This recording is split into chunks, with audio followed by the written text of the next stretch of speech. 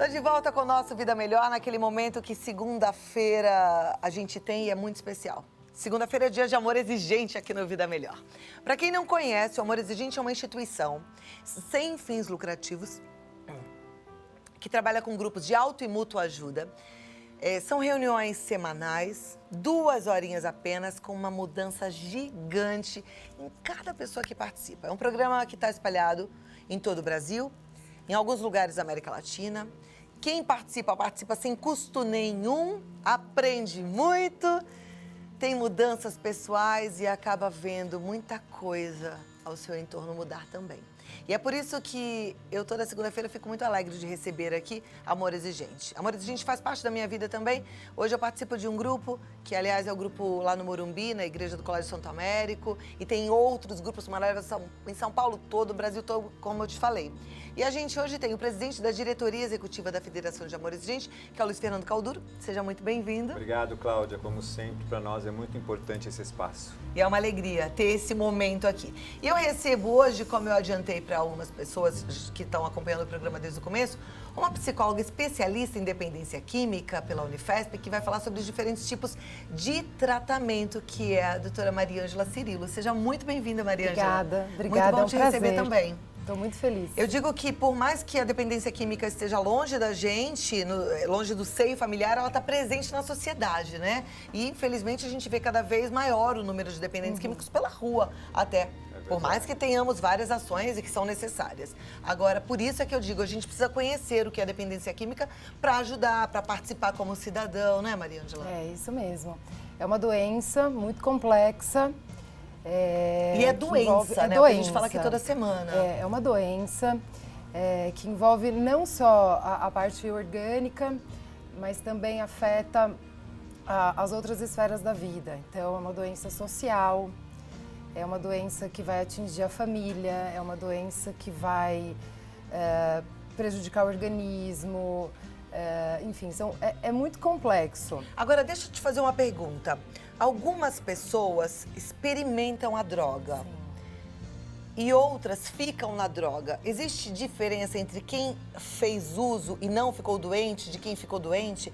Ou essa doença, assim, experimentou, tá doente? Não, existe essa diferença, tá?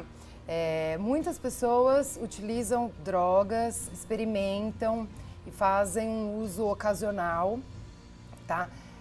Outras pessoas agravam um pouco mais e passam a ter um abuso de substâncias. Então, por exemplo, jovens que bebem muito nos finais de semana, que é o beber em binge, que a gente fala, né? Essas pessoas fazem um uso problemático, drogas sintéticas, em festas, em baladas, né? Mais ou menos por aí. E aí, uma parte dessas pessoas, elas vão se tornar dependentes químicas. Não todas, necessariamente. Não todas, não todas. A gente precisa ter muito cuidado, porque as pessoas falam, mas eu conheço, os meus amigos usam, tal, nunca aconteceu nada. É verdade, assim, algumas pessoas não vão ter problemas, mas outras vão ter problemas. E problemas graves. E não dá pra saber quem vai ter problema, quem não vai ter problema. Por isso eu sempre falo que é uma brincadeira de roleta russa. Vai que você experimenta e foi o sorteado para ter o problema. E se tem o problema, como é que é essa doença? Bom, e aí então começa um tratamento que é tão complexo quanto a própria doença. Pra gente falar que um tratamento é eficaz, primeiro temos que pensar o seguinte: não existe um único tratamento que seja eficaz para todo mundo. Tá? Cada paciente tem as suas particularidades. Então, o profissional que trabalha com a dependência química tem que estar muito atento para saber como que se deu, quais foram os fatores, tudo que influenciou na vida dessa pessoa, se ela tem algum transtorno psiquiátrico associado, por exemplo, depressão, transtorno afetivo bipolar, enfim. E umas podem desenvolver, por conta da dependência química, doença, um transtorno psiquiátrico? Sim, é pode muito estar frequente. Antes e pode vir depois. E pode vir depois. Aí, assim, não dá para saber, muitas vezes fica tão confuso que você não consegue saber se a depressão que levou ao uso de substâncias ou se o uso de substâncias gerou a depressão. O importante é tratar junto.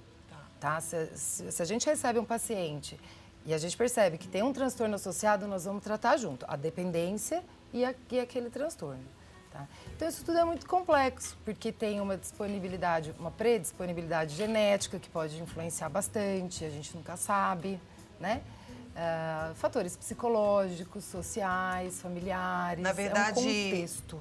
brincar com drogas é brincar com fogo. É bem né? perigoso. É perigoso, é perigosíssimo, né, Luiz Fernando? E causador tanto para quem é dependente químico quanto para a família, né? Isso mesmo, Cláudia. Eu estou encantado de ouvir a doutora Mariângela, muito grato à doutora Fátima Padim, lá da Clínica Alamedas, que sempre nos manda profissionais para nos trazer informações. E ouvindo o que vocês estão dizendo, principalmente em relação ao beber BIM de fins de semana, fico pensando, né, Cláudia, pode ser que essa pessoa não desenvolva a dependência química, mas ela está exposta a acidentes de trânsito, ela está exposta a gravidez indesejada, doenças sexualmente transmissíveis que já estavam controladas na nossa cidade, como a sífilis, e agora está voltando por conta da presença da Cracolândia e tudo mais. Então, a gente precisa realmente estar muito atento a tudo isso. E as famílias precisam também ir se modernizando dentro do amor exigente. Quando eu cheguei ao amor exigente, ouvia muito uma fala que era assim, dependente químico é tudo igual.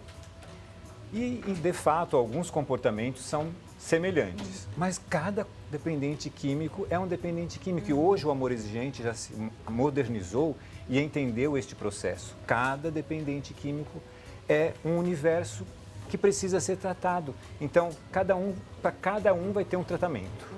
E por isso que a doutora Mariângela está nos falando hoje sobre diversidade de tratamentos. E precisa de tratamento. E esse tratamento, a gente fala que já ouviu várias vezes essa palavra, quem está acompanhando o programa, que é um tratamento multidisciplinar. Isso. O que exatamente é isso na dependência química?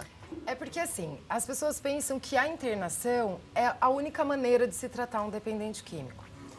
E não é bem assim, né? A internação, ela é um dos modelos. Na verdade, a internação, ela é uma etapa de um tratamento. Então, acho que a primeira coisa é ser avaliado por um médico especialista em dependência química. Que médico é esse? Por exemplo, se eu vou lá no meu plano de saúde, no meu caderninho, eu procuro que médico? Você pode procurar um psiquiatra. Psiquiatra. Que ele vai estar mais alinhado com alguns conceitos, né, com as premissas do tratamento. Mas pode ser um clínico que tenha a especialização em dependência química. Tá. Por que isso é importante? Vou dar um exemplo. Se você tem um problema no joelho, você vai procurar o quê? Você vai procurar um ortopedista, especialista em joelho. Isso. Né? Então, na dependência química também é assim. Você tem que procurar um médico que seja especializado para ele fazer um bom diagnóstico, um diagnóstico mais cauteloso e indicar o melhor tipo de tratamento. Pode ser a internação como um primeiro passo para desintoxicar, para estabilizar. Dependendo do padrão de consumo desse paciente, ele vai ter uma síndrome de abstinência muito grande, muito forte, que precisa ser monitorada. Provavelmente vai ter que entrar com medicações específicas, tá? Então, a internação, ela é importante como uma etapa, tá?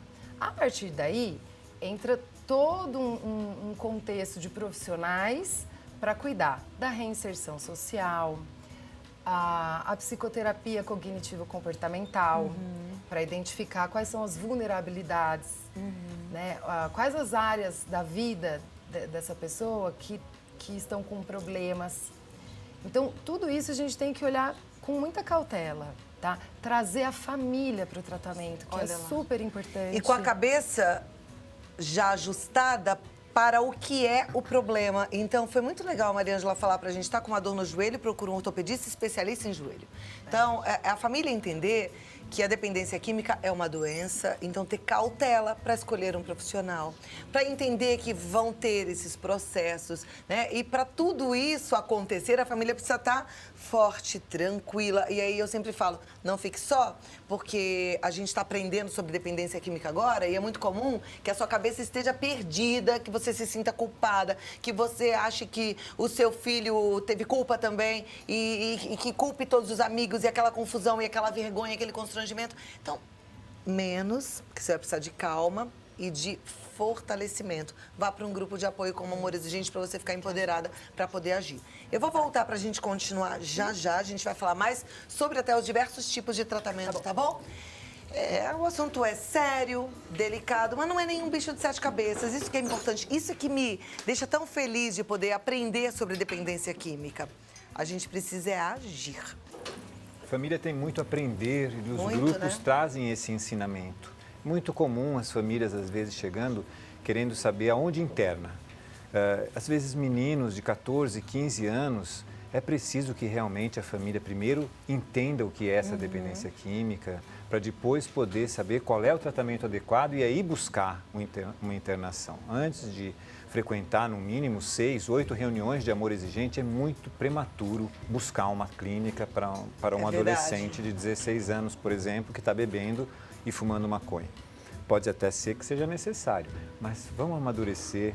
Às vezes a gente quer terceirizar, quer se livrar do problema e não é bem assim, né, Cláudia? Não, e quanto mais a gente conhece, melhor é a nossa atitude depois, enquanto a pessoa estiver no tratamento, depois que ela tiver decidido realmente abandonar as drogas, né? Até para prevenir recaída. A Dália, ela diz assim, estou assistindo ao programa e gostaria muito de ajuda, pois tenho uma afilhada de 17 anos, usuária de drogas, e eu gostaria de ajudá-la. Me dê uma luz, um direcionamento. Ela é de Minas Gerais. O que nós podemos falar, Bom, Maria Ângela? A primeira coisa, eu acho, que é procurar um grupo de mútua ajuda, o Amor Exigente, que é gratuito e que... Viu que bom, se eu falasse isso, as pessoas iam dizer, é claro, né, o Luiz Tá puxando Fernando. brasa para sua própria Mas sardinha, é um a gente tá ouvindo a profissional profissional falando isso, né? Não, mas de verdade, é uma ferramenta muito boa como começo, sabe? O pontapé inicial é você buscar todas as informações possíveis. Quanto mais informação você tiver sobre o problema, mais fácil fica de resolver, certo? Então, ela começa a buscar essas informações nos grupos de amor exigente, não só o amor exigente, mas tem outros também. Alanon. Toda informação, toda é informação útil, né? E bem-vinda. todo apoio apoio, te empodera, né? Isso E é aí legal. você vai motivar essa pessoa a buscar e aceitar um tratamento. A pessoa precisa entender que, de fato, ela tem um problema. Enquanto ela não entender isso, fica um pouco mais difícil, tá? Se preciso for... Agora sim, tá todo mundo falando dessa internação compulsória, né? Isso está muito em evidência. Mas, assim, sempre existiu essas diferentes intervenções. Então, você tem a internação voluntária, quando o paciente aceita, ele deseja, ele quer, ele se dispõe ao tratamento, que é muito bom, porque facilita bastante, tá? Mas nem sempre o paciente está motivado, às vezes ele não percebe que ele está com problemas. Então, entra a internação involuntária, que é quando a família autoriza e dá entrada num equipamento de saúde que possa acolher aquela pessoa. E temos também a internação compulsória, que é quando vem por determinação judicial. São válidas. As 3 intervenções são válidas, igualmente válidas. Só que tem perfis e perfis. Né? Se a pessoa está disposta, óbvio, ela vai. Mas nem sempre isso acontece, infelizmente. Né?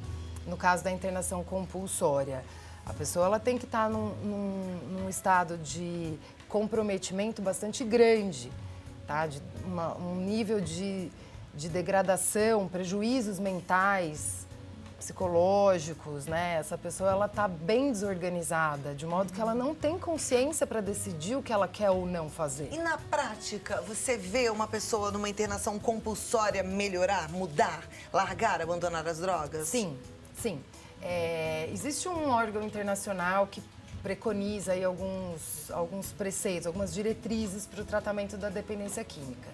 E eles, nesse instituto, eles falam que a internação ela não precisa ser voluntária para ser eficaz. Se você pega uma pessoa, você retira ela de um ambiente extremamente prejudicial, essa pessoa está correndo risco de vida, colocando a vida de outras pessoas em risco também.